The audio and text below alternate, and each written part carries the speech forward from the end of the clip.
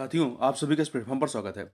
यहाँ पर हम लोग आगामी आरओ एआरओ 2023 की प्रारंभिक परीक्षा के लिए प्रैक्टिस सेट देख रहे हैं और इसी कड़ी में हम लोग जो है घटना चक्र पब्लिकेशन के द्वारा जो आरओ एआरओ के लिए 10 प्रैक्टिस सेट प्रकाशित की गई है, तो इसी में से हम लोग जो है इसका प्रैक्टिस सेट नंबर 8 का जो जीएस वाला पेपर है, उस पेपर को यहाँ पर हम लोग सॉल्व करेंगे। तो चलिए प्रारंभ करते हैं। आपका जो पहला प्रश्न है वो यह है कि 15 से 17 नवंबर 2023 के मध्य हिंद प्रशांत क्षेत्रीय संवाद 2023 कहाँ आयोजित किया गया था? तो ये जो है आपका नई दिल्ली में आयोजित किया गया था। डी ऑप्शन हो जाएगा। ठीक है।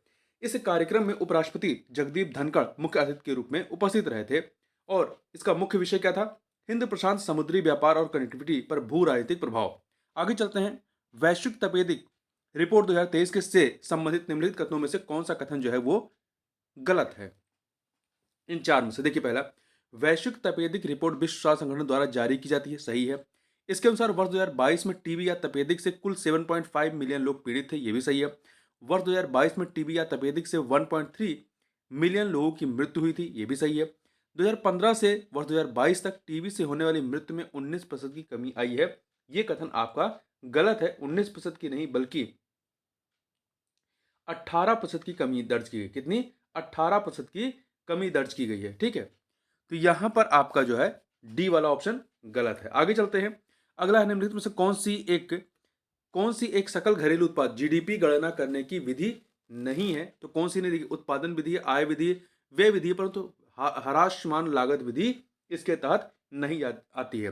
देखिए, जीडीपी के गणना के लिए मुख्यतः तीन विधियां अपनाई जाती हैं: उत्पादन विधि, आय विधि और व्यय विधि। आगे चलते हैं। उत्तर प्रदेश में किसान वही योजना लागू की गई थी, कब की गई थी? 1992, 1992 में। निम्नलिखित घटनाओं पर विचार कीजिए और उन्हें काल क्रमानुसार व्यवस्थित कीजिए। चार घटनाक्रम है, तो देखिए इनमें से आपका नाबार्ड की स्थापना कब होती है? नाबार्ड की स्थापना आपकी 1982 में। 1982 में। स्वयं सहायता समूह का बैंक लिंकेज कार्यक्रम कब होता है? 1992, 1992-93 में होता है। किसान क्रेडिट कार्ड योजना 1998 की है, 1998 की है। और क्षेत्रीय ग्रामीण बैंक की स्थापना 1975 की है।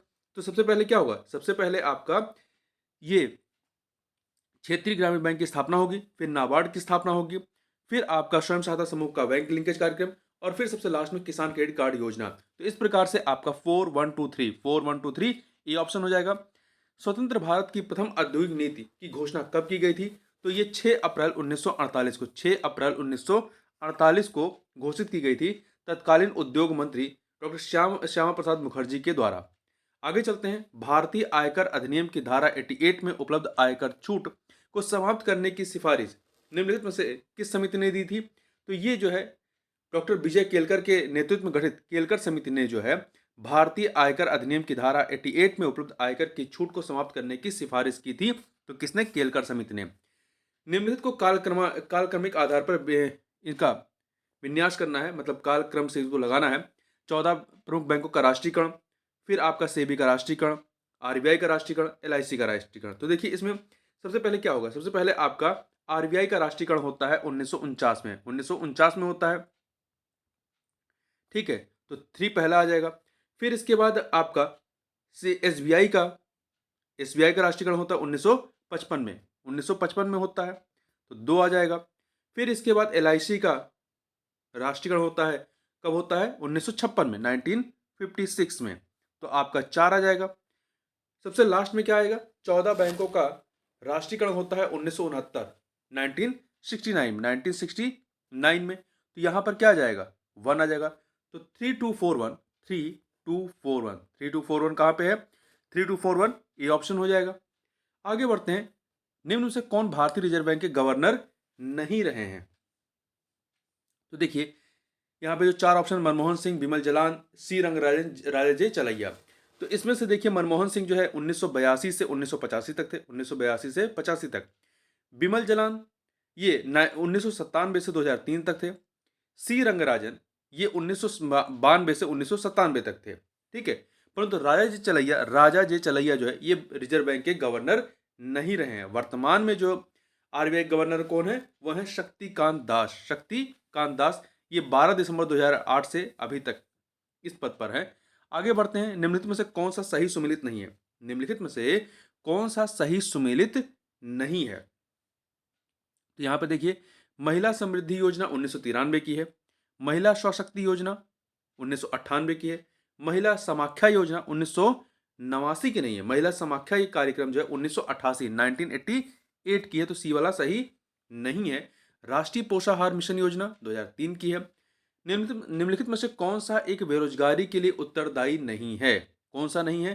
तो देखिए, तीव्र जनसंख्या वृद्धि है, कौशल का अभाव है, जनशक्ति नियोजन का अभाव है, प्रति व्यक्ति आय में वृद्धि, ये बेरोजगारी के लिए उत्तरदायी नहीं है। सी ऑप्शन आपका गलत है, मतलब सी ऑप्शन जो है उत्तरदायी नहीं है, तो यहाँ पे सी ऑप्शन सही हो जाएगा। भारत की जनसंख्या में सर्वाधिक औसत वार्षिक घातीय वृद्धि दर दर्ज की गई थी। कब दर्ज की गई थी? तो ये 1971 से 81 के दशक में, 1971 से 81, सी ऑप्शन, इस दशक में सर्वाधिक वृद्धि दर दर्ज की गई थी। ठीक है, 1971 से 81 में औसत वार्षिक घातीय वृद्धि दर कितनी थी? 2.22%, 2.22%। ठीक है, वार्षिक। जबकि 2001 से 2011 के दशक में औसत वार्षिक घातीय वृद्धि दर कितनी थी? 1.64। आगे चलते हैं। जनगणना 2011 के अनुसार भारत में स्त्री साक्षरता की दृष्टि से केरल के बाद दूसरा स्थान किसका है? तो केरल के बाद जो है दूसरे स्थान पे मिजोरम है। केरल के बाद मिजोरम, जहां पे 89.3% जो है साक्षरता है। तीसरे नंबर पे गोवा है, तीसरे पे गोवा है आपका। ठीक है, चौथे पे त्रिपुरा है, पांचवें पे नागालैंड है। आगे बढ़ते हैं। भारतीय संविधान को संविधान सभा के किस अधिवेशन में अंगीकृत किया गया था? तो इसे 11वें अधिवेशन में, किसमें किया गया था? 11वें अधिवेशन में अंगीकृत किया गया था, तो यहां पर बी ऑप्शन हो जाएगा। देखिए, भारत के संविधान को संविधान सभा के 11वें संविधान अधिवेशन के अंतिम दिन 26 नवंबर 1949 को अंगीकृत किया गया था। आगे चलते हैं। अगला है, संविधान सभा के प्रारूप समिति में कौन सदस्य नहीं थे? कौन इसमें सदस्य के रूप में शामिल नहीं थे? तो जो 7 सदस्य थे उसमें आपका एन गोपाल स्वामी अयंगर थे, अल्लाद कृष्ण स्वामी अय्यर थे, डीपी खेतान थे, परंतु गोपीनाथ बारदौली इसमें शामिल नहीं थे। ठीक है, तो गोपीनाथ बारदौली शामिल नहीं थे, ये चीज ध्यान रखिएगा। देखिए, संविधान सभा के लिए जो प्रारूप समिति थे उसकी सदस्यों में जो अध्यक्ष थे डॉक्टर भीमराव अंबेडकर, तो अध्यक्ष सहित 7 सदस्य थे। तो एक तो डॉक्टर भीमराव अंबेडकर थे, इनके अध्यक्ष एन गोपाल स्वामी अयंगर थे, अल्लाद कृष्ण स्वामी अय्यर थे, K M Munshi, Shri Mohammad Saadulla, B L Mitra, doctor D P Khaitan. देखिए, कुछ समय बाद क्या था कि बी एल मित्रा के स्थान पर एन माधव राव की नियुक्ति की गई थी तथा 1948 में डीपी खेतान की मृत्यु के बाद टीटी कृष्णामाचारी को इस समिति का सदस्य बनाया गया था, परंतु इसमें गोपीनाथ बारदौली शामिल नहीं थे। भारतीय संविधान का भाग 19, जो भाग 19 है वो किस विषय से संबंधित है? यह जो है आपका प्रकीर्ण, भाग 19 जो है ये इसका विषय क्या है? प्रकीर्ण। ठीक है, भाग 19 जो है ये प्रकीर्ण है, जबकि आपका आपात उपबंध भाग 18 में है, कुछ वर्गों के लिए विशेष उपबंध भाग 16 में है, और अस्थायी संक्रमणकालीन और विशेष उपबंध जो है ये भाग 21 में है। आगे चलते हैं। 2 सूचियां दी गई हैं, इन्हें हमें सुमेलित करना है। तो देखिए, अनुच्छेद 338 में क्या है? अनुच्छेद 338 में राष्ट्रीय अनुसूचित जाति आयोग, राष्ट्रीय अनुसूचित जाति आयोग, तो यहाँ देखिए राष्ट्रीय अनुसूचित जाति आयोग आपका 3 हो जाएगा।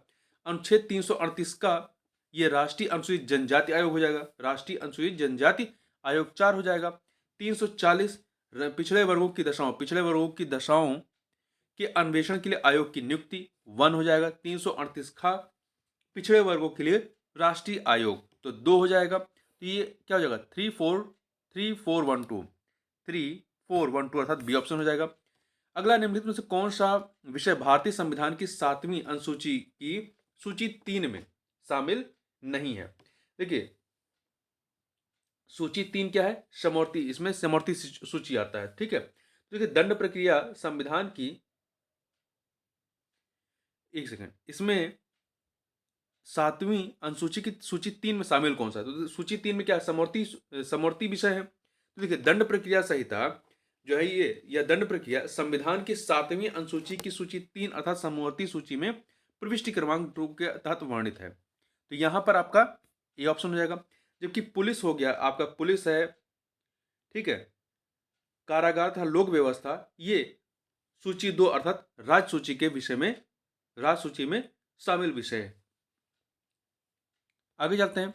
भारत के राज्य क्षेत्र में सर्वत्र अबाध संचरण का मूल अधिकार संविधान के किस अनुच्छेद में वर्णित किया गया है? तो ये जो है आपका 19 वन घा में, अनुच्छेद 19 वन घा में है, ठीक है।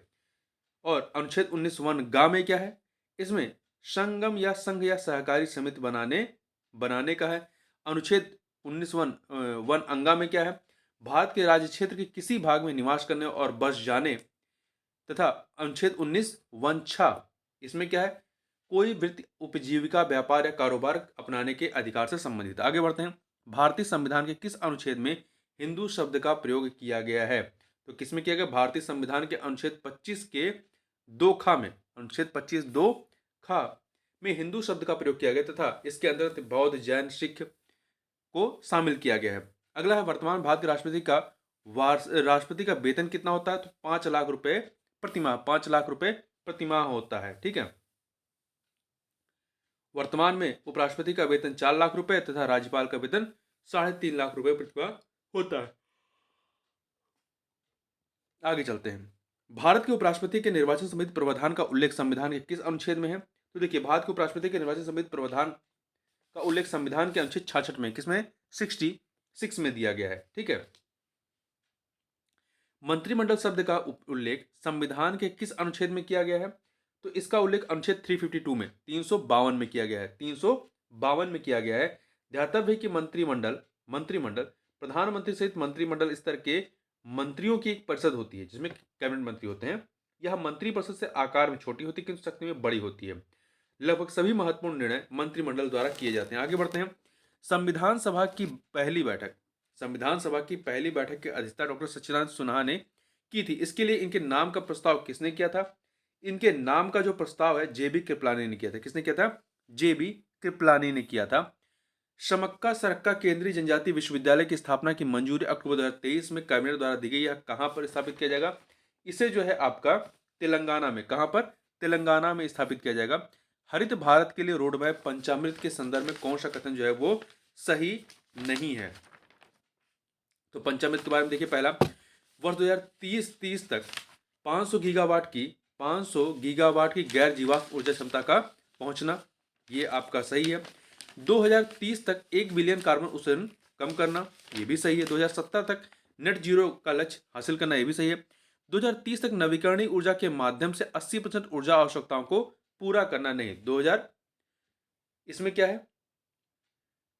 ये जो है आपका 2030 तक नवीकरणीय ऊर्जा के माध्यम से 50%, 80% नहीं, 50% ऊर्जा आवश्यकताओं को पूरा करना। इसलिए आपका डी ऑप्शन जो है यहां पर गलत है। आगे बढ़ते हैं। 27 नंबर क्वेश्चन देखते हैं।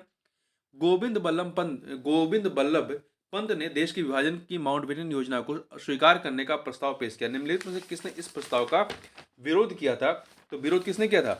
डॉक्टर किचलू ने, पुरुषोत्तम दास टंडन ने, मौलाना हफीजुर रहमान, इन सभी ने जो है इसका विरोध किया था, ठीक है। तो इस चीज को ध्यान रखिएगा। आगे चलते हैं। निम्नलिखित कथनों पर विचार कीजिए। 2 कथन यहां पर दिए गए हैं, बताना है सही कौन सा कथन है। तो पहला, रविन्द्रनाथ टैगोर ने 3 देशों का राष्ट्रगान लिखा। नहीं, 3 देश नहीं, 2 देश, भारत और बांग्लादेश का, ठीक है।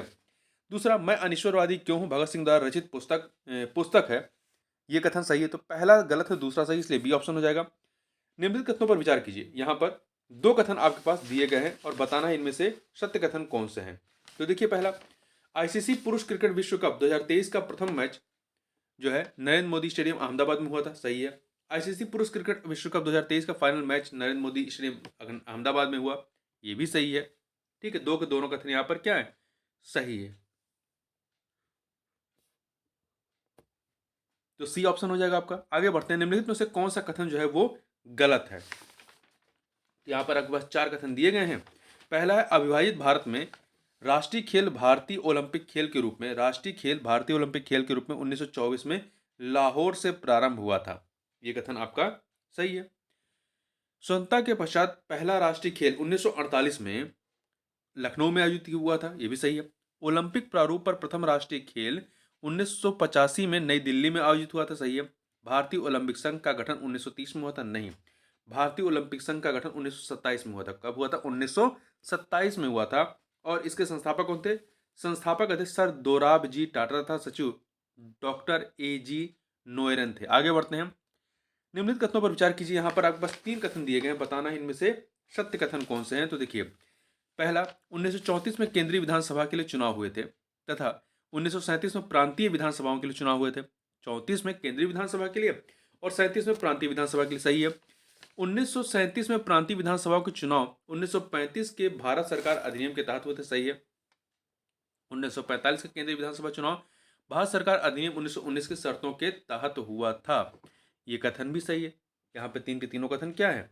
सही है। तो यहाँ पर आपका सी ऑप्शन हो जाएगा। लोक प्रतिनिधित्व अधिनियम 1951 में किए गए संशोधन के द्वारा सभी निर्वाचन क्षेत्रों में मतदान शुरू होने के समय से लेकर के मतदान समाप्त के कितने घंटे बाद तक एग्जिट पोल के संचालन तथा इसके परिणामों के प्रकाशन पर रोक है? कितने घंटों तक पे रोक है? तो ये आपका आधे घंटे। देखिए, लोक प्रतिनिधित्व अधिनियम 1951 में वर्ष 2009 में संशोधन द्वारा धारा 126 का को जोड़ा गया। इसके तहत प्रथम चरण के मतदान के प्रारंभ तथा आखिरी चरण के मतदान के अंत के आधे घंटे बाद तक एग्जिट पोल के संचालन तथा उसके आंकड़ों के प्रकाशन पर रोक लगाई गई है। यहाँ पर क्या है? आधे घंटे पर। D option. आगे बढ़ते हैं। अगला है, तिलहनी फसलों में तेल की मात्रा बढ़ाने के लिए, तिलहनी फसलों में तेल की मात्रा बढ़ाने के लिए किसका प्रयोग किया जाता है? तो सल्फर का। किसका? सल्फर का प्रयोग किया जाता है। बी ऑप्शन हो जाएगा। तेज बहादुर सप्रू से संबंधित निम्नलिखित कथनों में से कौन सा कथन जो है वो आपका गलत है? देखिए, चार कथन। पहला, इनका जन्म उत्तर प्रदेश के अलीगढ़ जनपद में हुआ था, सही है। इन्होंने एनी बेसेंट के होम रूल आंदोलन पार्टिसिपेट किया था, ये भी सही है। इन्होंने 1931 में हुए गांधी इरविन समझौते में सहायता की थी, ये भी सही है। आजाद हिंद फौज के अधिकारियों पर चलने वाले राजद्रोह मुकदमे के बचाव समिति की इन्होंने अध्यक्षता की थी, नहीं।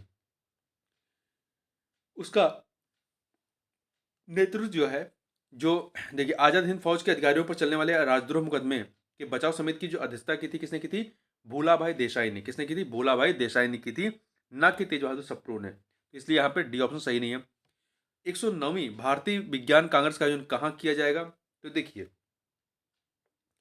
ये जो 109वीं भारतीय विज्ञान कांग्रेस का आयोजन 3 से 5 जनवरी 2024 के मध्य लवली प्रोफेशनल यूनिवर्सिटी पंजाब के फगवाड़ा में होना था, जिसका मुख्य विषय सतत भविष्य के लिए विज्ञान और प्रौद्योगिकी पर वैश्विक परिप्रेक्ष्य, ये होना था। परंतु जो है अब ये नहीं होगा। ठीक है, अब ये इसका आयोजन नहीं होगा, ये ध्यान रखिएगा। लेटेस्ट जो है, तो कहाँ पे किया जाएगा? तो ये पंजाब यहाँ पे उत्तर है। आगे चलते हैं। निम्नलिखित कथनों पर विचार कीजिए। निम्नलिखित कथनों पर विचार कीजिए। यहाँ पर आपके पास तीन कथन दिए गए हैं। देखिए, पहला है संविधान का 128वां संशोधन विधेयक, संविधान का 128वां संशोधन विधेयक 2023 लोकसभा तथा विधानसभाओं में महिलाओं के 33% आरक्षण से संबंधित है। ये कथन आपका सही है। यह विधेयक पारित होने के पश्चात 106वां संविधान संशोधन अधिनियम 2023 बना, ये भी सही है। इसके द्वारा महिलाओं को लोकसभा तथा विधानसभा में 15 वर्षों तक आरक्षण का प्रावधान किया गया है। तीन के तीनों कथन यहाँ पर सही हैं। तो डी ऑप्शन 1, 2, 3। अगला है, निम्नलिखित कथनों पर विचार कीजिए। निम्नलिखित कथनों पर विचार कीजिए। दो कथन यहाँ पर दिए गए हैं, बताना सही कथन कौन सा है यहाँ पर। तो पहला जो है आपका कथन है वो है कि ग्लोबल हंगर इंडेक्स 2023 में भारत के स्थान 111वां था, 11वां, सही है। ग्लोबल हंगर इंडेक्स की गणना 4 संकेतकों से की जाती है, ये भी कथन आपका सही है। तो दो के दोनों कथन क्या है यहाँ पर? सही है, सी ऑप्शन। जो 4 संकेतक हैं वो क्या है? पहला है अल्पोषण, दूसरा है बच्चों का बौनापन, तीसरा है चाइल्ड वेस्टिंग, चौथा है बाल मृत्यु दर के आधार, बाल मृत्यु दर।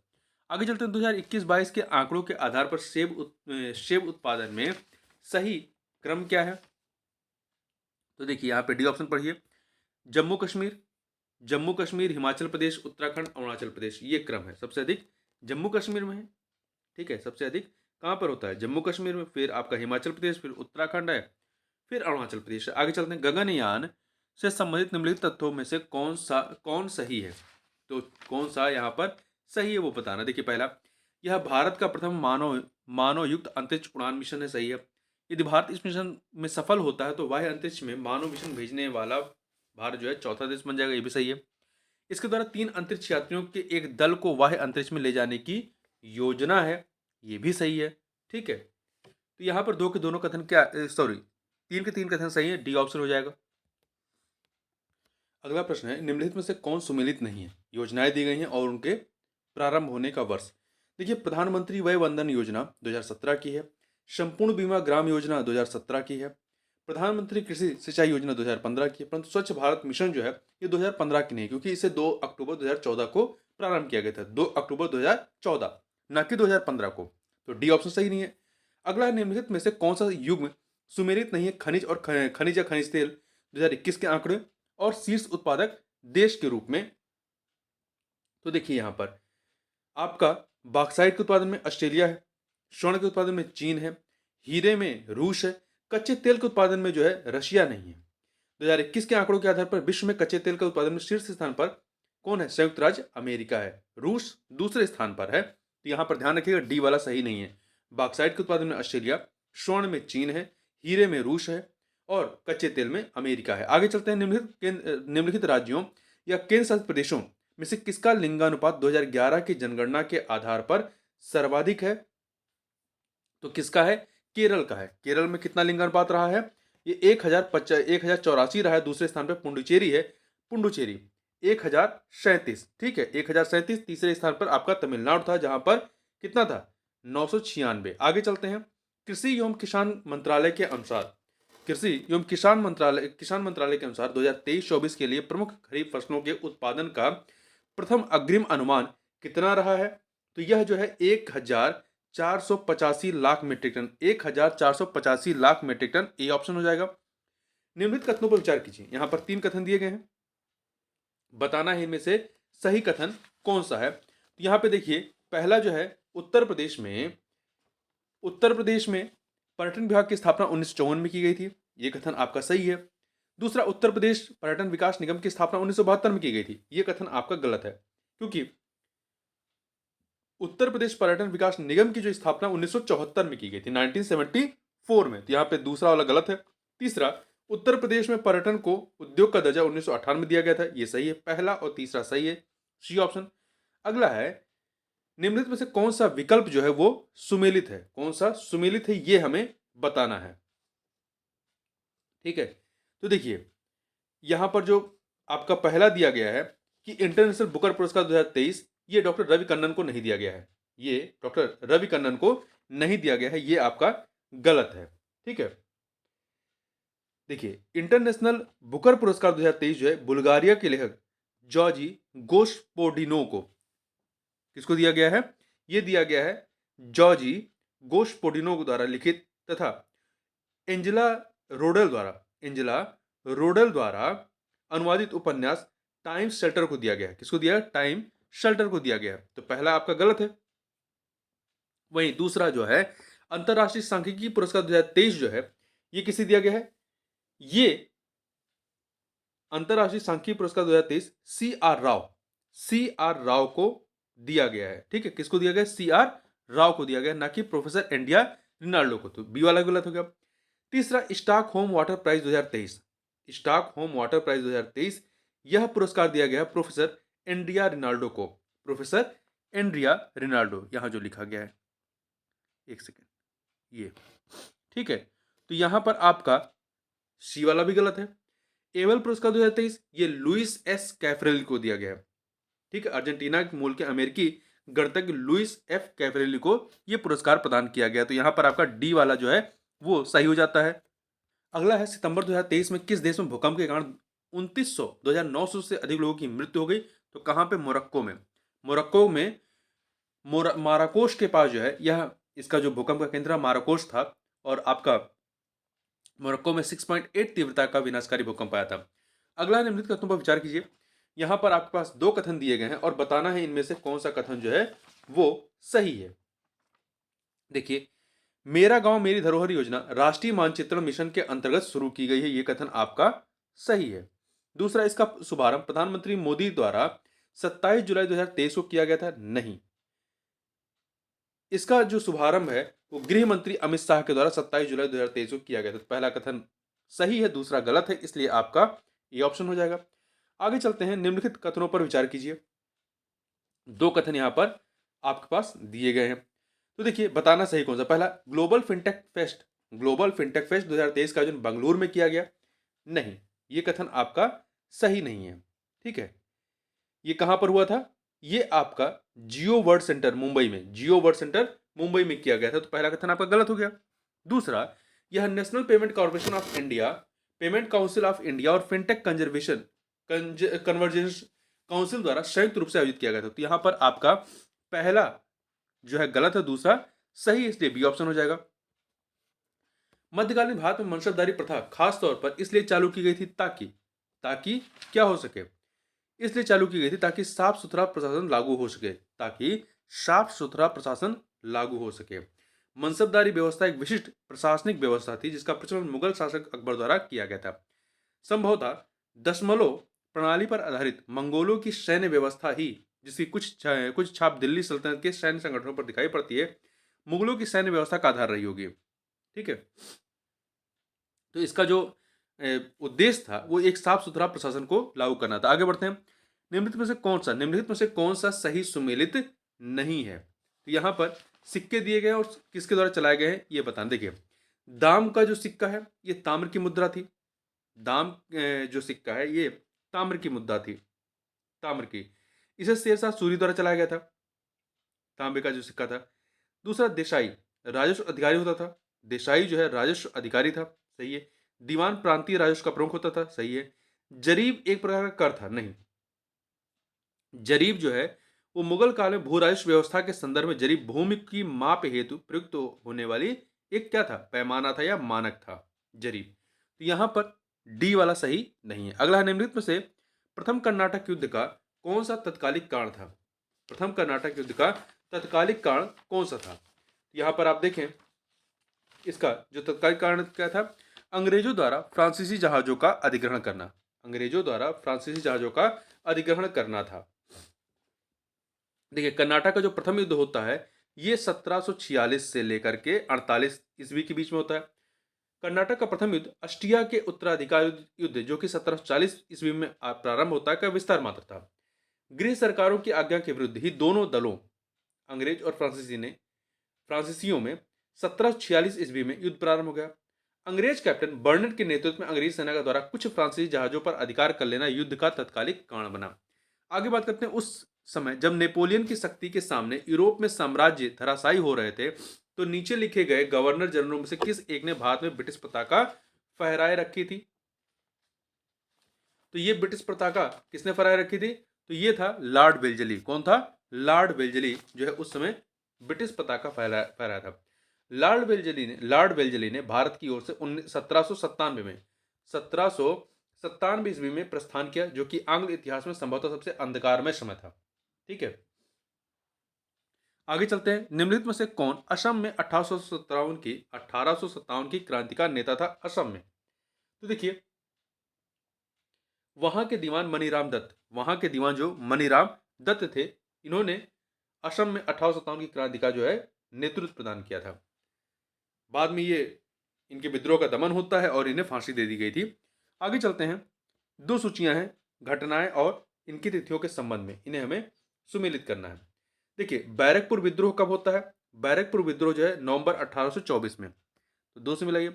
बरहामपुर विद्रोह फरवरी 1857 में, तो चार से मिलाइए। संथाल विद्रोह सीधोदाह कानू के नेतृत्व में जो है, कानू के नेतृत्व में 1855-56 में, 1855-56 तीन से मिला दीजिए। बेल्लोर विद्रोह जो होता है, बेल्लोर विद्रोह ये आपका जुलाई 1806 में, जुलाई 1806 में होता है। तो इसमें सैनिकों ने अपने सामाजिक तथा धार्मिक रीति रिवाजों में हस्तक्षेप करने के कारण बेल्लोर में विद्रोह कर मैसूर के राजा का झंडा फहरा दिया था। तो 2431 देखिए, 2431 ए ऑप्शन हो जाएगा। आगे बढ़ते हैं। क्रांतिकारी काल की निम्नलिखित लोकप्रिय पत्रिकाओं में से कौन अनेक कारणों से कांग्रेस की आलोचना करती थी? तो कौन सी थी? तो देखिए, बंगवासी, काल, केसरी, ये सभी के सभी बंगवासी, काल एवं केसरी आदि पत्रिकाएं क्रांतिकारी आंदोलन के समर्थक और कांग्रेस की उदारवादी नीतियों की आलोचक थी, डी ऑप्शन। भारत में नारी आंदोलन इनकी प्रेरणा से प्रारंभ हुआ। किनकी प्रेरणा से प्रारंभ हुआ था? तो आधुनिक भारत में महिला आंदोलन की प्रेरणा स्रोत रमाबाई रनाडे रही। कौन रही? रमाबाई रनाडे रही हैं। ठीक है, महादेव गोविंद रनाडे की पत्नी थी। महादेव गोविंद रनाडे की पत्नी थी श्रीमती रमाबाई। रमाबाई ने जो है सेवा सदन नामक संगठन की स्थापना की थी, सेवा सदन। आगे बढ़ते हैं। जनगण मन पहली बार किस अवसर पर गाया गया था? तो रविन्द्रनाथ टैगोर द्वारा मूल रूप से बांग्ला में रचित और संगीतबद्ध जनगण मन के हिंदी संस्करण को संविधान सभा ने भारत के राष्ट्रगान के रूप में 24 जनवरी 1950 को अपनाया था। और यह प्रथम दिसंबर 1911 भारतीय राष्ट्रीय कांग्रेस के कलकत्ता अधिवेशन में, सी ऑप्शन, कलकत्ता अधिवेशन में गाया गया था। आगे बढ़ते हैं, निम्नलिखित में से कौन सा युग्म सुमेलित नहीं है? कौन सा सुमेलित नहीं है? तो देखिए यहां पर कौन सा, देखिए दिल्ली षड्यंत्र केस में कौन कौन शामिल थे? दिल्ली षड्यंत्र केस में अमीर चंद, ये सही है। काकोरी षड्यंत्र केस में अशफाकुल्ला खां, सही है। लाहौर षड्यंत्र केस जतिन दास, सही है। नासिक षड्यंत्र केस रास बिहारी बोस नहीं थे, ठीक है, ये वाला आपका सही नहीं है। रास बिहारी बोस का संबंध दिल्ली षड्यंत्र केस से था, ना कि नासिक षड्यंत्र से था, ठीक है। देखिए दिल्ली षड्यंत्र केस में वो गिरफ्तारी से बचने के लिए जापान चले गए थे, रास बिहारी बोस, तो यहाँ पे डी वाला सही नहीं है। राष्ट्रीय आंदोलन की अवधि में जिस घटना में मतभेद के बीच थे, राष्ट्रीय आंदोलन की अवधि में जिस घटना में मतभेद के बीच थे और वह जिसने अंततः देश का विभाजन कराया था, वो क्या थी? उसको इन चारों में से आप बताइए। तो वो है आपकी क्या थी? विधानसभाओं मुसलमानों के लिए पृथक निर्वाचन क्षेत्रों और स्थानों का आरक्षण, जो कि आपका 1909 का जो अधिनियम था वहां पे लागू किया गया था। यहां पर आपका डी ऑप्शन। अगला, निम्नलिखित में से किस भारतीय नेता ने खिलाफत आंदोलन का समर्थन नहीं किया था? मोहम्मद अली जिन्ना ने। किसने नहीं किया था? मोहम्मद अली जिन्ना ने समर्थन नहीं किया था, ठीक है। तो मदन मोहन मालवीय भी इसमें शामिल नहीं थे, मदन मोहन मालवीय भी इसमें शामिल नहीं थे, ठीक है। तो यहां पर आपका, एक सेकेंड, निम्नांकित में किस भारतीय नेता ने खिलाफत आंदोलन का समर्थन नहीं किया था? तो इसको थोड़ा सा देखें। ये देखिए आपका सितंबर 1920 में कलकत्ता में हुए कांग्रेस के अधिवेशन का प्रमुख मुद्दा जलियांवाला बाग कांड और खिलाफत आंदोलन था। खिलाफत आंदोलन में मदन मोहन मालवीय सम्मिलित नहीं हुए थे तथा उन्होंने इस आंदोलन में कांग्रेस की भागीदारी का विरोध किया था। सितंबर 1919 में अखिल भारतीय खिलाफत कमेटी का गठन किया गया। देखिए यहाँ पर ध्यान दीजिएगा कि ये जो खिलाफत आंदोलन था इसका समर्थन ना ही मोहम्मद अली जिन्ना ने किया था, ना ही मदन मोहन मालवीय ने किया था, ठीक है, दोनों लोगों ने नहीं किया था। आगे बढ़ते हैं। वह प्रांत जहां 1937 के आम चुनाव के बाद भारतीय राष्ट्रीय कांग्रेस ने अपनी सरकार नहीं बनाई थी, तो कहां पर नहीं बनाई थी? देखिए इन्होंने मद्रास में बनाई थी, बंबई में बनाई, मद्रास में बनाई थी, बंबई में बनाई थी, मध्य प्रांत में बनाई थी, उड़ीसा में बनाई थी, बिहार में बनाई थी, परंतु बंगाल में नहीं बनाई थी। तो बाद में पश्चिमोत्तर प्रांत और असम में भी कांग्रेस बना लेती है। पहले देखिए 6 में पूर्ण बहुमत से जीते थे, तो 6 में बनाए ही बनाए थे, बाद में 2 में और जगह पे आ जाते हैं आपका पश्चिमोत्तर प्रांत और असम में। तो यहाँ पर अपने सहयोगी के साथ मिलकर के गठबंधन में मंत्रिमंडल बना लेते हैं और कुल 8 जगह पे बना लेते हैं। यहाँ पे बंगाल हो गया, पंजाब हो गया, यहाँ पर कांग्रेस सरकार नहीं बन पाई थी। आगे चलते हैं। वह प्रांत जहां 1937 के आम चुनाव के बाद भारतीय राष्ट्रीय कांग्रेस ने अपनी सरकार नहीं बनाई, यही प्रश्न अभी हम लोग कर चुके हैं। 62 नंबर क्वेश्चन देखते हैं। 62, निम्न कथनों पर विचार कीजिए। कथन कांड का प्रश्न है। तो देखिए यहां पर कथन है कि लॉर्ड लिथगो ने 1942 के अगस्त आंदोलन को सिपाही विद्रोह के बाद सर्वाधिक विद्रोह कहा था, सही है। कारण कुछ क्षेत्रों में किसान व्यापक आंदोलन में उठ खड़े हुए थे। तो कथन कांड दोनों सही और व्याख्या भी हो रही, इसलिए ये ऑप्शन हो जाएगा। हड़प्पन संस्कृत के संदर्भ में शैलकृत स्थापत्य के प्रमाण कहां से मिले हैं? तो कहां से मिले हैं? धौलावीरा हड़प्पा सभ्यता की भारत में स्थित जो है, हड़प्पा सभ्यता भारत में स्थित दूसरी सबसे बड़ी, पहली राखीगढ़ी है, दूसरी ये है, दूसरी सबसे बड़ी बस्ती है। यह गुजरात के कच्छ के रण में अवस्थित है। यहाँ से उत्खनन के परिणाम स्वरूप हड़प्पा स्थल सभ्यता की अनेक महत्वपूर्ण जानकारियां प्राप्त हुई हैं। इन खोजों में शैलकृत जलकुंड रॉक कट रिजर्व महत्वपूर्ण है। तो कहां से मिले हैं? आपके धौलावीरा से। आगे चलते हैं। उपनिषद काल के राजा अश्वपति शासक थे, कहां के? तो उपनिषदों में वर्णित राजाओं में विदेह के राजा जनक थे। विदेह के राजा जनक थे। पांचाल के राजा प्रवाहण जावली थे। केकई के जो थे वो कौन थे? राजा अश्वपति थे। तो उपनिषद काल में राजा अश्वपति शासक थे, कहां के? के थे, के थे। और काशी के कौन थे? काशी के राजा अजात शत्रु थे। कौन थे? अजात शत्रु। अगला है, कश्मीर में कनिष्क के शासनकाल में जो बौद्ध संगीत आयोजित हुई थी, कश्मीर में कनिष्क के शासनकाल में जो बौद्ध संगीत आयोजित हुई थी, उसकी अध्यक्षता निम्नलिखित में से किसने की थी? तो देखिए, बौद्ध धर्म की जो चतुर्थ बौद्ध संगीत होती है, एक कुषाण शासक कनिष्क के राज्यकाल में कश्मीर के कुंडल वन में हुई थी। इसकी अध्यक्षता वसुमित्र ने की थी तथा अश्वघोष इनके उपाध्यक्ष बने थे, इसके उपाध्यक्ष बने थे। तो अध्यक्षता किसने की थी? वसुमित्र ने की थी। डी ऑप्शन हो जाएगा। वह स्थान जहां प्राक अशोक ब्राह्मी लिपि का पता चलता है, वह स्थान कहां पर है? तो वह स्थान जो है आपका अनुराधापुर में है। कहां पे? अनुराधापुर में है, श्रीलंका स्थित अनुराधापुर। ये कुछ और स्थानों के अभिलेखों से इस प्रकार की लिपि के साक्ष्य मिले जिनके नाम इस प्रकार हैं: पिपरवा, शाहगौरा, महास्थान इत्यादि। आगे बढ़ते हैं। गुप्त काल में गुजरात, बंगाल, दक्कन तथा तमिल राष्ट्र में स्थित केंद्र किससे संबंधित थे? गुप्त काल में गुजरात, बंगाल, दक्कन तथा तमिल राष्ट्र में स्थित केंद्र किससे संबंधित थे? तो ये जो है आपका वस्त्र उत्पादन से, किससे? वस्त्र उत्पादन से संबंधित थे। अगला है कथन कांड का प्रश्न है, सामंतवाद का विकास गुप्तोत्तर काल की कृषक संरचना की प्रमुख विशेषता थी। सही है। कारण, इस काल में भूस्वामी, मध्यस्थ वर्ग एवं आश्रित कृषक वर्ग अस्तित्व में आया। भूस्वामी, मध्यस्थ वर्ग और आश्रित कृषक वर्ग जो है वो अस्तित्व में आया। तो कथन कांड सही है और व्याख्या भी हो रही है, इसलिए ए ऑप्शन हो जाएगा। आगे बढ़ते हैं। 69 नंबर क्वेश्चन, किस शासक ने सिंघल द्वीप के विरुद्ध 642 ईस्वी में 2 समुद्री अभियान भेजा था? तो किसने भेजा था? नरसिंह वर्मन प्रथम ने, जिसका शासनकाल 630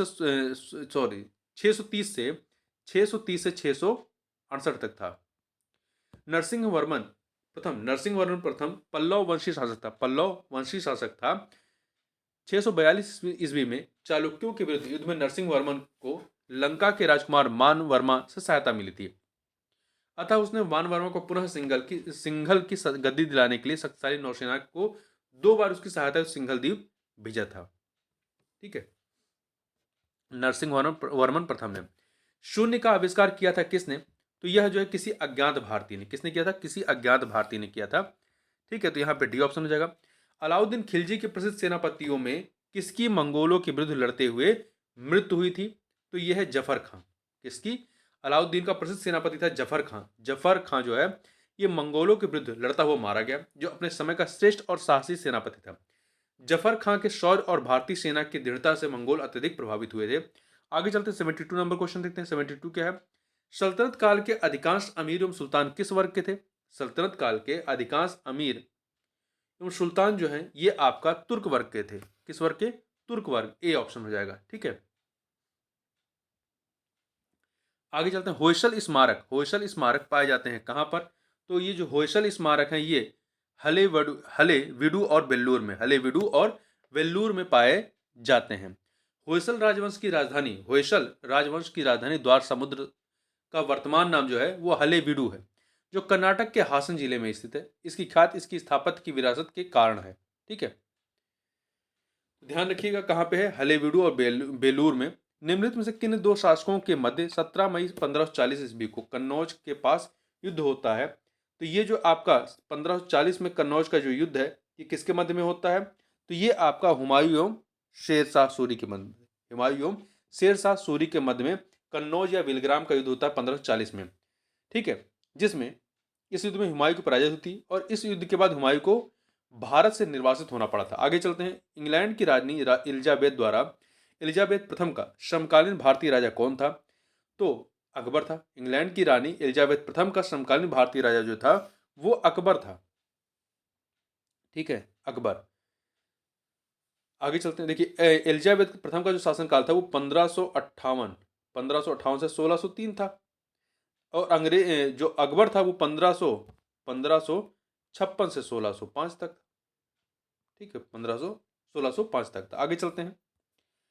अगला है, कौन से भारतीय राज्य की अधिकतम सीमाएं म्यांमार से स्पर्श करती हैं? कौन से भारतीय राज्य की अधिकतम सीमाएं जो हैं वो म्यांमार से स्पर्श करती हैं? तो यहाँ पे देखिए, आप देखिए, मणिपुर, मिजोरम, नागालैंड की नहीं बल्कि अरुणाचल प्रदेश की सीमाएं जो है वो सर्वाधिक वो टच करती हैं अरुणाचल प्रदेश की। ठीक है, तो देखिए अरुणाचल प्रदेश, नागालैंड, मणिपुर और मिजोरम ऐसे राज्य हैं जिनकी सीमाएं जो है म्यांमार को स्पर्श करती हैं। तो अरुणाचल प्रदेश की 520 किलोमीटर, नागालैंड की 215 किलोमीटर, मणिपुर की 398 किलोमीटर और मिजोरम की 510 किलोमीटर। इस प्रकार से अरुणाचल प्रदेश की सीमा जो है सबसे अधिक म्यांमार को टच करती है। तो बी ऑप्शन हो जाएगा। मणिपुर पहाड़ियों से घिरा इम्फाल बेसिन एक सुंदर उदाहरण है। मणिपुर पहाड़ियों से घिरा इम्फाल बेसिन एक सुंदर उदाहरण है। किसका सुंदर उदाहरण है? तो यह जो है सरोवरी मैदानों का सरोवरी मैदानों का जो है यह क्या है? एक सुंदर उदाहरण है। पूर्व में किसी झील के अस्तित्व के कारण तलछट जमाव से निर्मित मैदान सरोवरी मैदान कहलाता है। कश्मीर घाटी एवं इम्फाल बेसिन इसके उत्तम उदाहरण। आगे चलते हैं। दो सूचियां जनजाति और उनके निवास स्थान के बारे में। भील जनजाति राजस्थान की है, तो ये 4 से मिलाइए। संथाल कहाँ की है? झारखंड की। 3 से मिला दीजिए। राजी कहाँ की है? उत्तराखंड की। राजी उत्तराखंड की है। लेप्चा कहाँ की है? लेप्चा सिक्किम की है। तो 4-3-2-1 मतलब आपका बी ऑप्शन हो जाएगा। अगला है कथन कांड का प्रश्न है। कथन कांड का प्रश्न देखिए। कथन है कि प्रायद्वीपीय भारत की सभी प्रमुख नदियां बंगाल की खाड़ी में गिरती हैं, परंतु नर्मदा एवं ताप्ती नदियां अरब सागर में गिरती हैं। सही है। कारण क्योंकि नर्मदा और ताप्ती नदियां भ्रष्ट घाटी रिफ्ट वैली से होकर बहती हैं। ये कथन सही है। तो कथन कांड दोनों सही है और व्याख्या भी हो रहा है, इसलिए ए ऑप्शन हो जाएगा। आगे चलते हैं। निम्नलिखित में से कौन से युग्म सुमेलित हैं जलप्रपात और नदी के संबंध में? देखिए यहां पर कौन से सुमेलित है। यहां पर एक सेकेंड। कपिल धारा जलप्रपात कहाँ पे है? आपका गोदावरी पर नहीं है। कपिल धारा जो जलप्रपात है ये मध्य प्रदेश के अनूपपुर जिले में कहाँ पे? नर्मदा नदी पर है। ये नर्मदा नदी पर, तो पहला गलत है। दूसरा, जोग प्रपात शरावती नदी पर है। जोग प्रपात जो है ये शरावती नदी पर है, कर्नाटक में। शिव समुद्रम प्रपात जो है कर्नाटक के चामराजनगर जिले में कावेरी तट पर है।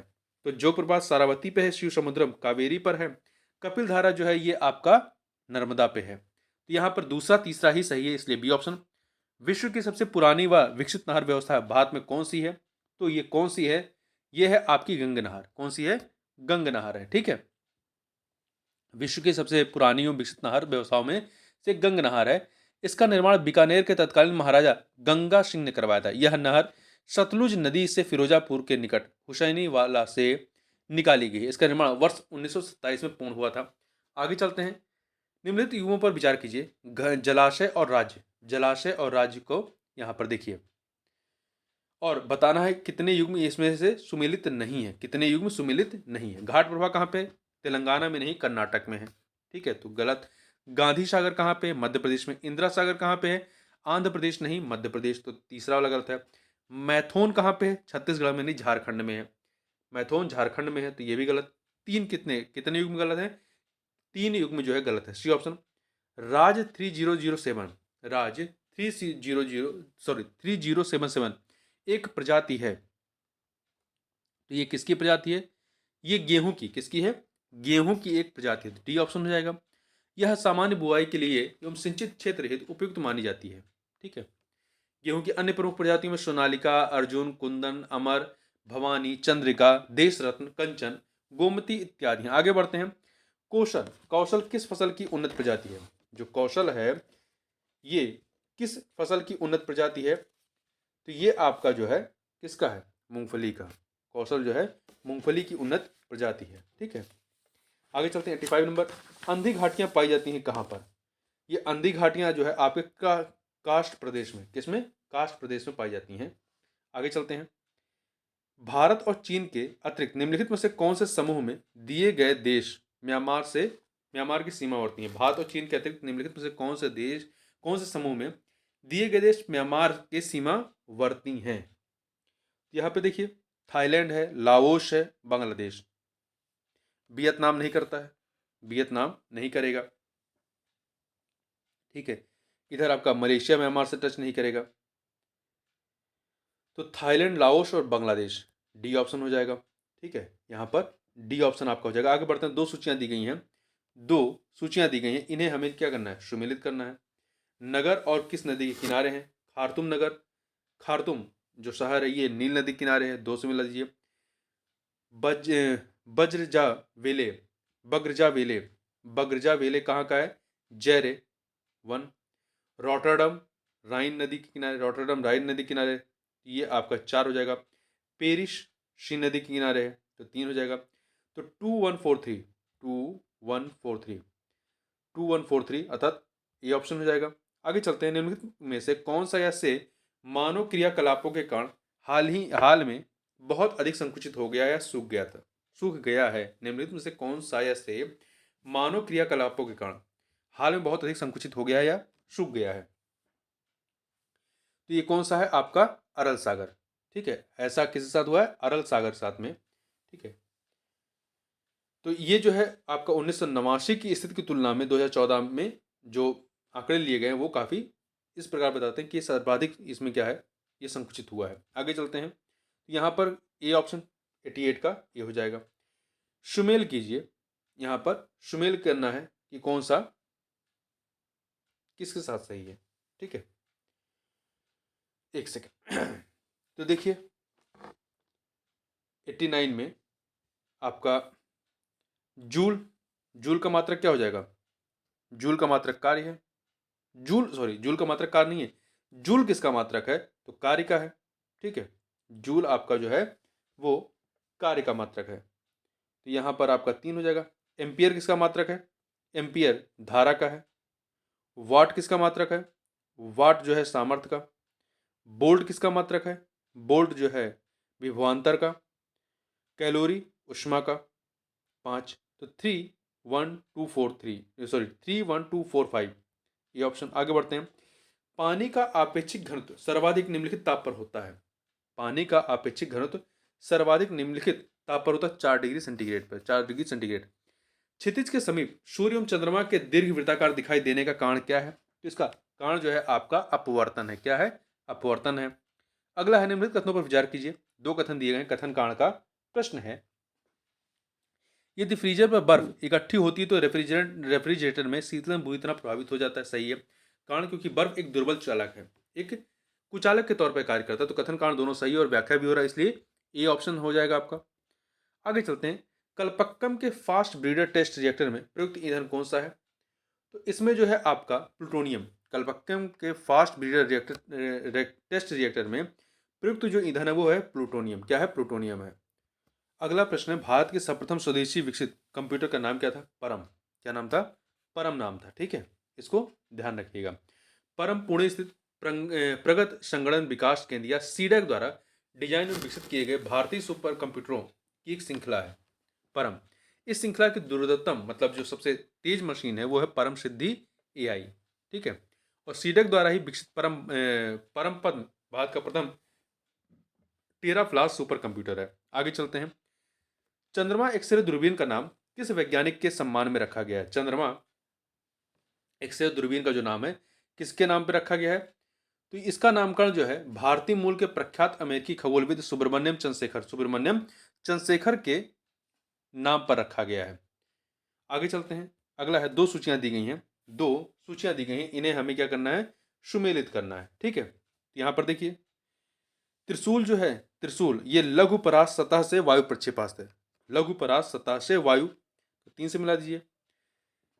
पृथ्वी क्या है? पृथ्वी सतह से सतह प्रक्षेपास्त्र है, पृथ्वी सतह से सतह। 4। अग्नि, अग्नि जो है आपका माध्यमिक परास प्राक्षेपिक निकाय है, तो इसको आप 2 से मिलाइए। नाग टैंक रोधी प्रक्षेपास्त्र 1 से मिला दीजिए। तो 3 4 2 1 सी ऑप्शन हो जाएगा। आगे चलते हैं, राष्ट्रीय रासायनिक प्रयोगशाला, राष्ट्रीय रासायनिक प्रयोगशाला कहाँ स्थित है? तो ये आपका पुणे में, कहाँ पे? महाराष्ट्र के पुणे में स्थित है। ठीक है, इसकी स्थापना 1950 में हुई थी। कब हुई थी? 1950 में। और यह वैज्ञानिक एवं औद्योगिक अनुसंधान परिषद CSIR का एक संगठक प्रयोगशाला है। आगे चलते हैं, 2 सूचियां हैं, एक में आपका औद्योगिक प्रक्रम दिया गया है और किस उद्योग से संबंधित वो प्रक्रम है ये हमें यहाँ पर बताना है। तो यहाँ पे सुमेलित करना है। देखिए यहाँ पर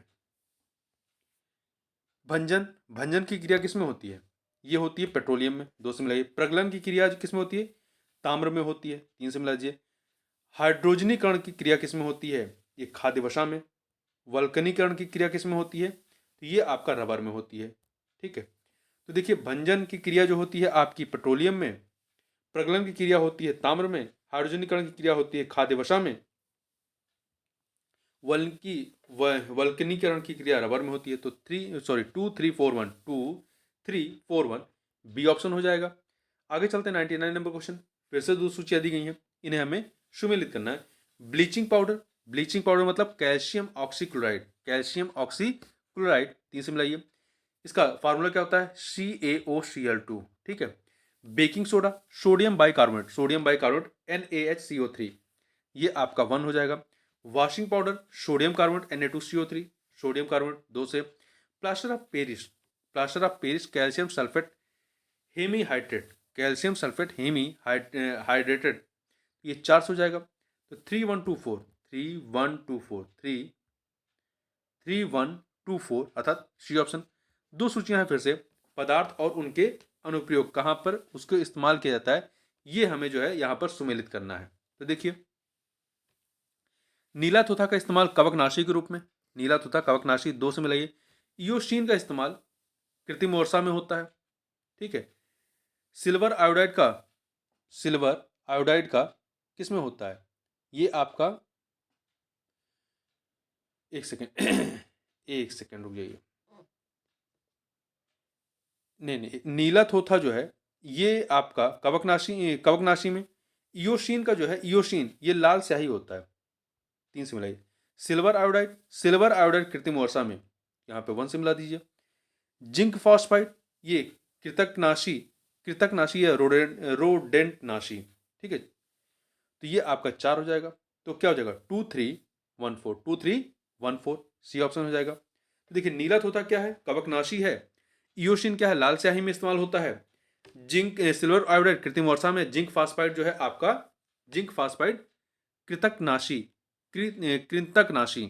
ठीक है, आगे चलते हैं। निम्नलिखित में से किस एक प्रकार के जीव में यह घटना पाई जाती है जिसमें मादा मैथुनोपरांत नर को मार देती है? यह क्रिया होती है मकड़ी में। किस में होती है? मकड़ी में पाई जाती है। ठीक है, मकड़ी में। अगला है कथन कांड का, कथन कांड का आपका प्रश्न है। देखिए, मानव शरीर में यकृत वसा के पाचन में महत्वपूर्ण भूमिका निभाता है। ये सही है, मानव शरीर में यकृत जो होता है वो वसा के पाचन में महत्वपूर्ण भूमिका निभाता है। दूसरा कारण क्या है इसका? यकृत 2 महत्वपूर्ण वसा पाचक एंजाइम उत्पन्न करता है। 2 महत्वपूर्ण वसा पाचक एंजाइम उत्पन्न करता नहीं। यहां पर कथन सही है, कारण गलत है, इसलिए सी ऑप्शन यहां पर हो जाएगा। क्या हो जाएगा? सी ऑप्शन हो जाएगा। देखिए, यकृत से पित्त की थैली में पित्त रस पहुंचता है, यकृत से पित्त की थैली में पित्त रस पहुंचता है जो वसायुक्त भोजन के पाचन में महत्वपूर्ण भूमिका निभाता है। और जो यकृत होता है, यकृत वसा पाचक एंजाइम नहीं उत्पन्न करता। ध्यान रखिए, जो यकृत होता है ये वसा पाचक एंजाइम उत्पन्न नहीं करता, इसलिए कथन सही है, कारण गलत है। आगे चलते हैं। प्रोटीन की अधिकतम मात्रा पाई जाती है किस में? तो प्रोटीन की अधिकतम मात्रा जो है वो सोयाबीन में। किस में पाई जाती है? सोयाबीन में पाई जाती है। इसमें प्रोटीन की मात्रा लगभग 40% होती है। कितनी होती है? 40% होती है। ठीक है। अगला है, अगर अग्नाशय में खराबी हो, अगर अग्नाशय में खराबी हो तो क्या होगा?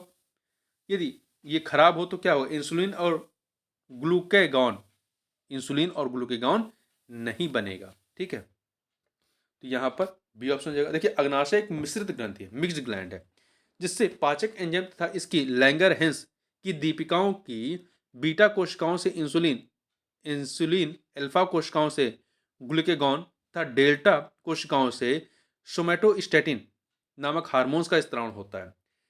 यदि अग्नाशय में किन्हीं कारणों से खराबी आ जाए तो इन हार्मोन्स का निर्माण सुचारू रूप से नहीं हो सकेगा। आगे चलते हैं। अनुवांशिक अभियंत्रण, अनुवांशिक अभियंत्रण के या जेनेटिक इंजीनियरिंग के निम्नलिखित प्रभावों पर विचार कीजिए। यहां पर 4 प्रभाव दिए गए हैं, बताना है इनमें से उपयुक्त में जो कुछ सफलता के साथ परीक्षित किए गए हैं वो क्या है? रोग प्रतिरोध, वृद्धि वर्धन, जंतु क्लोनिंग, ये आपका जो है इसमें सफलता हुई, परंतु मानव क्लोनिंग अभी तक नहीं हुई है। तो 1 2 3 डी ऑप्शन। आगे चलते हैं। निम्नलिखित युग्मों में से कौन सा सुमेलित नहीं है? निम्नलिखित युग्मों में से कौन सा सुमेलित नहीं? जनपद और महिला साक्षरता दर 2011 की जनगणना के अनुसार। तो यहां पर देखिए कौन सा सही नहीं है। कानपुर नगर की महिला साक्षरता दर कितनी है? 75 0.05%, लखनऊ की 71.54% है। परंतु आपका जो गाजियाबाद का 60.69 या 60.69 रखा गया है, ये गलत है। ये आपका गलत है। क्यों? क्योंकि गाजियाबाद का कितना है? 69.79 है। यहाँ पर सी वाला सही गलत है। इटावा का 69.06%, ये आपका सही है। निम्नलिखित में से किस धार्मिक समुदाय का उत्तर प्रदेश में तीसरा प्रमुख स्थान है? निम्नलिखित में से किस धार्मिक समुदाय का उत्तर प्रदेश में तीसरा प्रमुख स्थान है? तो ये कौन है? ये है आपका सिख कम्युनिटी। ठीक है, सबसे अधिक हिंदू है, फिर मुसलमान है, फिर सिख। निम्नलिखित लोक नृत्यों में से कौन उत्तर प्रदेश के बुंदेलखंड क्षेत्र का लोक नृत्य नहीं है? कौन सा वहां का लोक नृत्य है? देखिए, रवाला है, बढ़ैया है, राई है, परंतु डांडिया नृत्य वहां का नहीं है। डांडिया नृत्य जो है ये यहाँ का नहीं है। डांडिया कहाँ का? गुजरात का लोकप्रिय नृत्य है। आगे चलते हैं। अगला है, निम्नलिखित युग्मों में से कौन सा सही सुमेलित नहीं है? कौन सा सही सुमेलित नहीं है? देखिए यहाँ पर गायक और गायन शैली, राजन साजन मिश्र, ध्रुपद टप्पा, ताज बेगम, ठुमरी टप्पा, बड़ी मैना, ठुमरी टप्पा नहीं। बड़ी मैना जो है ये ठुमरी टप्पा नहीं थी। बड़ी मैना केवल ठुमरी गायिका थी, बड़ी मैना। यहाँ पे गलत है। अंबाजी चतुर्वेदी ध्रुपद।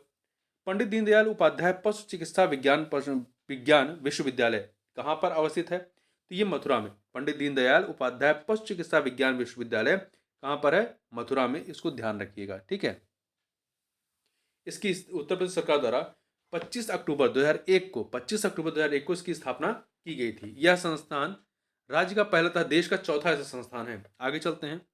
अगला है, परहिया जनजाति निवास करती है कहाँ पर? तो ये जनजाति जो है सोनभद्र में। कहाँ पर? सोनभद्र में। परहिया जनजाति जो है आजीविका के लिए पूर्णतया वनों पर निर्भर है। परहिया जनजाति भारत की विंध्य पर्वत श्रृंखला में निवास करती है, जिसका विस्तार उत्तर प्रदेश के सोनभद्र जिले तक है। उत्तर प्रदेश के सोनभद्र जिले। आगे चलते हैं।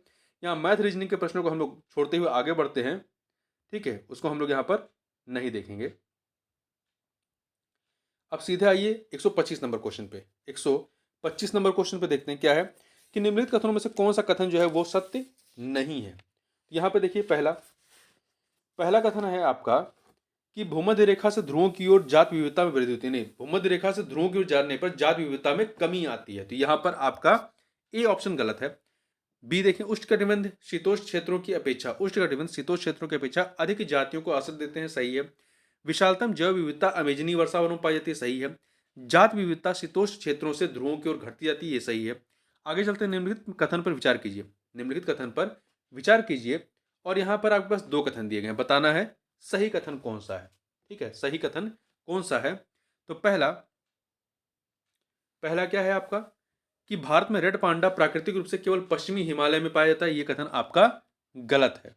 ये कथन आपका गलत है, क्योंकि देखिए भारत में रेड पांडा प्राकृतिक रूप से उत्तर पूर्वी भारत के उप हिमालयी क्षेत्रों में पाया जाता है, मुख्य रूप से सिक्किम, पश्चिम बंगाल और अरुणाचल प्रदेश में, न कि केवल पश्चिमी हिमालय में। तो इसलिए पहला वाला कथन आपका गलत है। दूसरा, भारत में स्लो लोरिस उत्तर पूर्व के सघन वनों में रहता है। यह कथन आपका सही है। उत्तर पूर्व के प्रमुख जो क्या है सघन वन, जैसे कि आपका असम, अरुणाचल प्रदेश, नागालैंड, मणिपुर, त्रिपुरा, मिजोरम, मेघालय में जो आपके वन पाए जाते हैं सघन वन, वहां पे। तो यहाँ पर पहला गलत, दूसरा सही है। बी ऑप्शन हो जाएगा। आगे चलते हैं। निम्नलिखित में से कौन सा सही सुमेलित नहीं है? तो देखिए, कार्टेजना प्रोटोकॉल बायोसेफ्टी से संबंधित सही है। स्टॉकहोम सम्मेलन अनवरत जैविक प्रदूषक से संबंधित है। मॉन्ट्रियल प्रोटोकॉल ओजोन परत से संबंधित है। क्योटो प्रोटोकॉल जल संरक्षण से संबंधित नहीं है। ये कथन गलत है। क्योटो प्रोटोकॉल जो एक अंतर्राष्ट्रीय समझौता है जो जलवायु परिवर्तन पर संयुक्त राष्ट्र संरचना अभिसमय से संदर्भित है। ठीक है, तो ये जो है आपका यह प्रोटोकॉल वैश्विक तापमान में योगदान देने वाली गैसों के उत्सर्जन में कमी लाने हेतु लक्षित है, न कि जल संग्रहण। तो यहाँ पे डी वाला सही नहीं है। अगला है, निम्नलिखित जंगलों में से कौन सा जंगल पृथ्वी ग्रह के फेफड़े के रूप में जाना जाता है? तो यह है आपका अमेजन वर्षावन। कौन सा है? अमेजन वर्षावन, जो कि दक्षिण अमेरिका महाद्वीप में पाया जाता है। मियावाकी पद्धति किसके लिए विख्यात है? तो ये जो मियावाकी पद्धति है ये शहरी क्षेत्रों में लघु वनों के सृजन का, ठीक है, मियावाकी पद्धति। सुल्तानपुर राष्ट्रीय उद्यान स्थित है कहां पर? तो ये आपका गुरुग्राम में, हरियाणा के गुरुग्राम में स्थित है। आगे चलते हैं, क्वेश्चन नंबर 131 देखते हैं क्या है। भारत के निम्नलिखित क्षेत्रों में से ग्रेट इंडियन हॉर्नबिल के अपने प्राकृतिक आवास में पाए जाने की सबसे अधिक संभावना कहां पर है? तो सबसे अधिक संभावना कहां पर है? यह है आपका पश्चिमी घाट में। कहां पर? पश्चिमी घाट में। ग्रेट इंडियन हॉर्नबिल का प्राकृतिक आवास पश्चिमी घाट है इस, ठीक है। यह पक्षी एक विशेष प्रकार का घोंसला बनाता है और वनों की कटाई होने से इस पक्षी का प्राकृतिक आवास नष्ट हो जाता है। यह पक्षी भारत के अलावा नेपाल, भूटान, चीन, इंडोनेशिया इत्यादि देशों में पाया जाता है। आगे चलते हैं, कथन कांड का प्रश्न है। कथन कांड का प्रश्न है आपका, तो देखिए कथन क्या है कि कोयला आधारित तापीय बिजली घर, कोयला आधारित तापीय बिजली घर अम्ल वर्षा में अंशदायी होता है। ये कथन आपका सही होता है कि कोयला आधारित तापीय बिजली घर अम्ल वर्षा में अंशदायी होते हैं। अगला जो है तो ये आपका सही है। कारण कोयले के जलने पर कार्बन की ऑक्साइड उत्सर्जित होती है, ये भी सही, परंतु ये व्याख्या नहीं कर रहा है। कथन कारण दोनों सही परंतु व्याख्या नहीं हो रही, इसलिए आपका बी ऑप्शन हो जाएगा। निम्नलिखित में से कौन सा वायु प्रदूषक ऑक्सीजन की अपेक्षा अधिक शीघ्रता से रक्त के हीमोग्लोबिन में घुल जाता है? तो कौन सा है? वो है कार्बन मोनोऑक्साइड। कौन सा है? कार्बन मोनोऑक्साइड है, ठीक है। देखिए कार्बन मोनोऑक्साइड हानिकारक गैस है। जब यह हमारे फेफड़ों में प्रवेश करती है तो रक्त में हीमोग्लोबिन की कमी हो जाती है। यह गैस हीमोग्लोबिन अणुओं से ऑक्सीजन की तुलना में 240 गुना से 300 गुना अधिक तेजी से संयुक्त हो जाती है, जिस कारण वायु में पर्याप्त ऑक्सीजन होने पर भी सांस लेने में कठिनाई होती है और घुटन महसूस होने लगती है। अतः यह बहुत हानिकारक वायु प्रदूषक है। आगे चलते हैं, किस देश में प्राकृतिक आर्सेनिक प्रदूषित जल मिलता है? किस देश में प्राकृतिक आर्सेनिक प्रदूषित जल मिलता है? तो ये कहां पर मिलता है? बांग्लादेश में, ठीक है, बांग्लादेश में।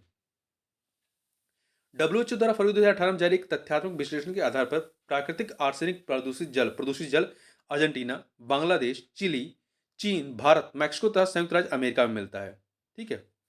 इसमें बांग्लादेश भी है। आगे चलते हैं, निम्नलिखित में से कौन सही सुमेलित नहीं है? प्रदूषक और उससे होने वाली बीमारी, कौन सा सही सुमेलित नहीं है वो बताना है हमें।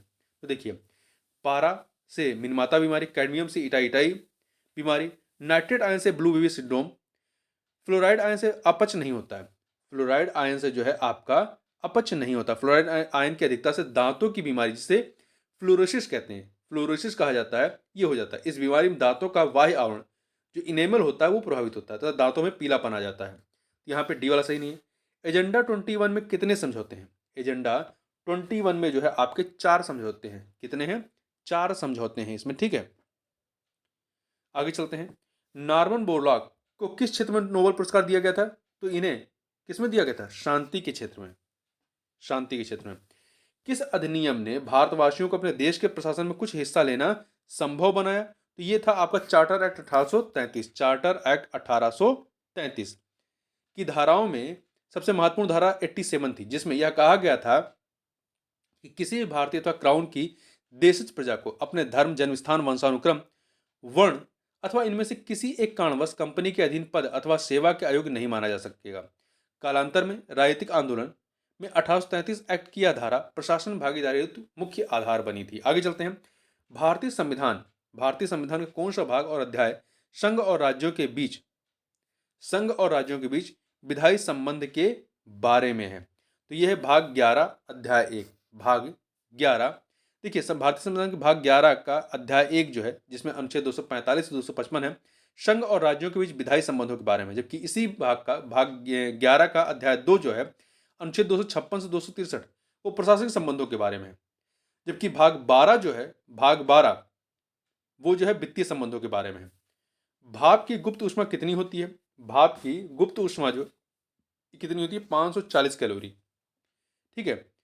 देखिए, किसी पदार्थ का ताप परिवर्तन किए बिना उसके भौतिक अवस्था में परिवर्तन हेतु आवश्यक या मुक्त ऊष्मा की मात्रा को पदार्थ की गुप्त ऊष्मा कहते हैं, लेटेंट हीट कहते हैं। तो इस प्रकार से यहाँ पे 540 है। तो इस प्रकार से इस वीडियो में बस इतना ही। मिलते हैं नेक्स्ट वीडियो में, तब तक के लिए बहुत बहुत धन्यवाद।